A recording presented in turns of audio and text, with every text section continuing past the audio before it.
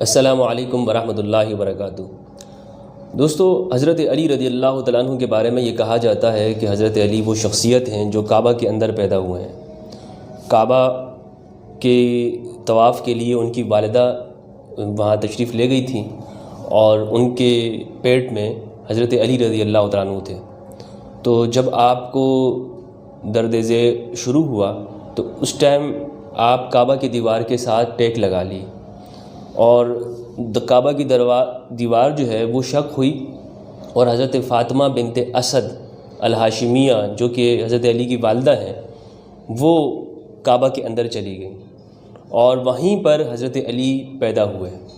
اب یہ روایت تاریخی ہے، بہت سارے جو اسلامک اسکالرز ہیں، سلفی اور دیوبند حضرات، وہ اس کا انکار کرتے ہیں، لیکن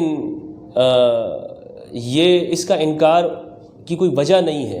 مجھے تو سمجھ میں نہیں آئی کہ اس روایت کا انکار کیوں کرتے ہیں، جبکہ وہ کہتے ہیں کہ ایسا یہ کعبہ میں کیسے ولادت ہو سکتی ہے۔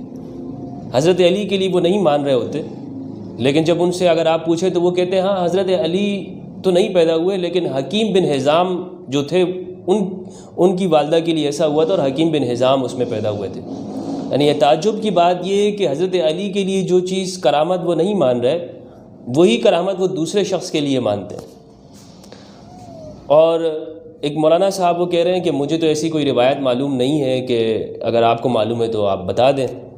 تو ان مولانا صاحب سے میں یہ گزارش کرنا چاہتا ہوں کہ آپ ہی کے امام، آپ ہی کی جن کو آپ فالو کرتے ہیں، جن کو آپ اپنا بزرگ کہتے ہیں، حضرت شاہ ولی اللہ صاحب، امام شاہ ولی اللہ دہلوی، انہوں نے اپنی کتاب ازالۃ الخفا کے اندر اس بات کو صحیح کہا ہے کہ حضرت علی ہی وہاں پہ پیدا ہوئے ہیں۔ انہوں نے کہا ہے کہ اس میں بہت ساری روایتیں ہیں، بہت سارے لوگوں کے اقوال ہیں، لیکن صحیح درست اتھینٹک چیز یہی ہے۔ اور اسی کو مولانا سید ابو الحسن علی ندوی رحمہ اللہ نے اپنی کتاب المرتضیٰ میں یہی انہوں نے بھی اسی کو ترجیح دی ہے، صفحہ نمبر 50 پر۔ تو آپ کہہ رہے ہیں کہ آپ کو نہیں معلوم ہے، آپ کیا کابرین کو معلوم ہے؟ تو سوائے اس بات کے کہ حضرت علی کے لیے جو فضیلت ثابت ہو اس کا انکار کر دیتے ہیں، باقی کسی کے لیے بھی موضوع سے موضوع من گڑت روایتیں بھی آپ کو مل جائیں تو بڑے بڑا چڑھا کر پیش کرتے ہیں۔ فلاں کے لیے کہا گیا اس کی ہدایت دینے والا مہدی بنا دے۔ بہت سارے علماء نے موضوع کہا ہے، لیکن آپ بڑھ چڑھ کے بیان کر رہے ہوتے ہیں۔ تو یہ صرف حضرت علی کے ساتھ یہ بغض تو نہ رکھیں، حضرت علی کے لیے جو فضیلت ثابت ہو رہی ہے، جسے ابو الحسن علی ندوی رحمہ اللہ نے کہا ہے کہ یہی درست بات ہے، جو کہ دیوبند کے اکابرین میں سے، امام شاہ ولی اللہ دیوبند کے اکابرین میں سے، وہ مان رہے ہیں، اور آپ فرقہ واریت کے پیدا کرتے ہوئے آپ کہتے ہیں کہ آپ کو پتہ ہی نہیں ہے۔ تو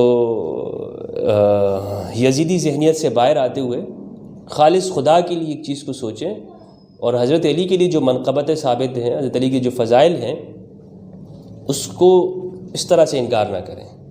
باقی سے یہ امام شاہ ولی اللہ کا حوالہ میں نے دیا، اور دیگر حوالے ہی موجود ہیں۔ امام حاکم النشابوری رحمہ اللہ نے ان لوگوں پر رد کرتے ہوئے کہا ہے کہ جو کہتے ہیں حکیم بن حزام ہیں۔